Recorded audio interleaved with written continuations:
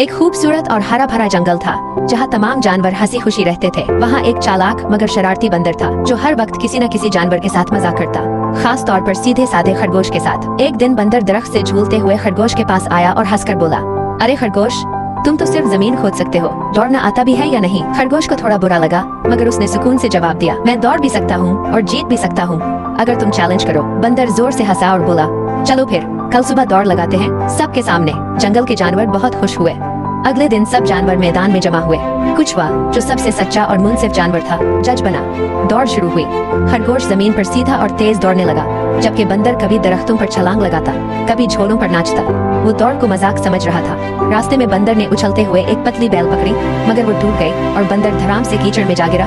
उधर खरगोश तेजी से दौड़ता रहा और सबके सामने मंजिल अबूर करके जीत गया। तमाम जानवर खुशी से तालियां बजाने लगे। बंदर शर्मिंदा हुआ, कीचड़ साफ किया और आहिस्ता से बोला, माफ करना खरगोश भाई, मैंने तुम्हें कमजोर समझा, लेकिन तुमने साबित कर दिया कि अकल और मुस्तकिल मिजाजी सब पर भारी है।